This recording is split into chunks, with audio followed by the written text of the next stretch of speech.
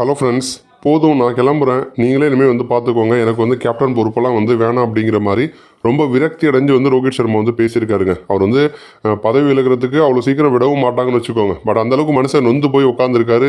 சுற்றி நம்ம பிளேயர்ஸ் எல்லாருமே வந்து ரொம்ப ஷாக்கிங்காக தான் வந்து பார்த்துருக்காங்க. ஏன்னா வந்து ஒரு புறம் வந்து ரோஹித்துக்கு வந்து அந்த கேப்டன்சி ப்ரெஷரும் வந்து இருக்குது. இன்னொரு புறம் வந்து ரோஹித் வந்து ஃபார்ம் அவுட்லேயும் வந்து இருக்காரு. இப்போ ஃபஸ்ட்டு டெஸ்ட் மேட்ச்சில் ரோஹித் சர்மா இல்லாமல் பும்ரா தலைமையில் நம்ம வந்து 295 ரன்கள் வித்தியாசத்தில் வந்து ஜெயிச்சிருக்கோம். இப்போ அடுத்து 2வது டெஸ்ட் போட்டியில் ரோஹித் வந்து உள்ளே வராரு. ஒருவேளை இந்தியா தோற்றுருந்து ரோஹித் வந்து பேட்டிங்கில் நல்லா ஆடி இருந்தால் கூட அவர் மேலே விமர்சனம் வராது. இல்லைனா அவர் வந்து பேட்டிங் நல்லா ஆடலை, பட் வந்து இந்தியாவை ஜெயிக்க வச்சுருந்தா கூட அவர் மேலே விமர்சனம் வந்து வராது. இப்போ பிரச்சனை என்ன அப்படின்னா, பேட்டிங்லேயும் வந்து சொதப்பலாம் வந்து ஆடி இருக்கார் ரோஹித் சர்மா. இன்னொரு புறம் வந்து அவர் வந்து கேப்டன்சியும் வந்து சொதப்பலாம் வந்து பண்ணியிருக்காரு. இப்போ கடைசியாக வந்து ரோஹித் சர்மா வந்து அவர் கேப்டனாக இருந்த 4 டெஸ்ட் போட்டியில் வந்து நம்ம இந்தியா வந்து தோற்றுருக்காங்க. நடுவில் ஒரு கேமில் பும்ரா கேப்டனாக இருந்தார், அந்த கேமில் வந்து ஜெயிச்சிட்டாங்க.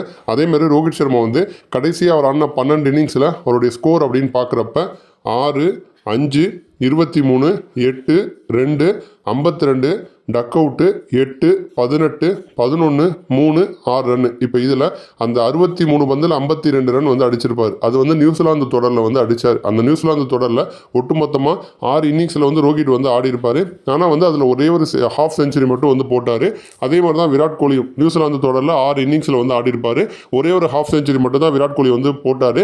பட் இருந்தாலும் விராட் கோலி மேலே அந்தளவுக்கு விமர்சனம் வைக்காததற்கு என்ன காரணம் அப்படின்னா, அவர் வந்து பெருத்தில் நடந்த கேமில் 2வது இன்னிங்ஸில் செஞ்சுரி வந்து போட்டுட்டார். அப்போ அவர் மேலே பெரிய விமர்சனம் வந்து போகலை. இன்னொரு புறம் வந்து ரோஹித் சர்மா மேலே நீங்கள் இல்லாமலே டீம் நல்லா இருந்துச்சு, நீங்கள் வந்ததுக்கப்புறம் தான் கொலாப்ஸ் ஆகிருக்கு, பேட்டிங் ஆர்டரும் வந்து கொலாப்ஸ் ஆகிருக்கு, நம்ம பிளேயர்ஸும் சரியாக பர்ஃபார்ம் பண்ணலைங்கிற ஒரு விமர்சனமும் வந்து வருது. அதே மாதிரி தொடர்ந்து இந்த மாதிரி ஒற்றை இலக்கத்தில் வந்து ரோஹித் சர்மா வந்து அவுட் ஆகுறாரு அப்படிங்கிற மாதிரி பிரச்சனையும் வந்து வருது. ஸோ இந்த மாதிரி கண்டினியூஸாக வந்து 4 கேமில் வந்து தோக்கிறது அப்படிங்கிறது வந்து பெரிய ஒரு பிரச்சனை தான். அதே மாதிரி ரோஹித்தை விட வந்து சிராஜ் பார்த்தீங்க அப்படின்னா நல்லா ஆடி இருக்காரு அப்படின்னு வந்து சொல்கிறாங்க. இப்போ இந்த 2வது டெஸ்ட்டில் பார்த்தீங்க அப்படின்னா ரோஹித் சர்மா 2 இன்னிங்ஸ்லேயே சேர்த்து 9 ரன் தான் அடிச்சிருப்பாரு.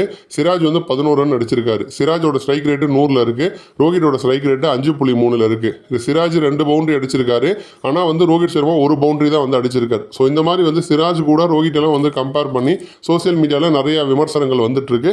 இன்னொரு புறம் வந்து பாயிண்ட்ஸ் டேபிளே நம்ம வந்து 3வது இடத்துக்கு வந்து தள்ளப்பட்டிருக்கோம். அதனால ரொம்ப ஒரு விரக்தியோட உச்சத்துக்கே ரோஹித் சர்மா போயிட்டார் அப்படின்னு தான் சொல்லணும். களத்தில் அவர் இருக்கிற டிசிஷன்ஸ் வந்து அவருக்கு வந்து ஃபேவராக வந்து போகலை. எதுவுமே வந்து தனக்கு சாதகமாக இல்லை அப்படின்னு சொல்லிட்டு, இனிமேல் நான் வந்து கேப்டனாலாம் வந்து இல்லை, நான் பாட்டுக்கு ஓப்பனிங் வந்து ஆடிக்கிறேன், நீங்களே வந்து பார்த்துக்கோங்க, வேணா பும்ராவே கேப்டனாக வச்சு ஆடுங்க அப்படிங்கிற மாதிரி மனுஷன் வெறுத்து போய் வந்து ரோஹித் சர்மா வந்து அப்செட் ஆகி உட்காந்துருக்காரு. அதுக்கப்புறம் விராட் கோலிலாம் போயிட்டு வந்து அவரை வந்து சமாதானப்படுத்தியிருக்காரு. அந்த அளவுக்கு பார்த்தீங்கன்னா ரோஹித் சர்மா வந்து செம்ம அப்செட் ஆகிருக்காரு. அதுவும் வந்து அவருக்கு இப்போ தான் 2வது குழந்தை பிறந்துச்சு. அந்த ஒரு உற்சாகத்தோடு வந்து ரோஹித் சர்மா வந்தார். பட் 2வது டெஸ்ட் அவருக்கு வந்து சரியாக போகாததுனால மனுஷன் ரொம்பவே வந்து உடஞ்சு போயிருக்காரு. நன்றி.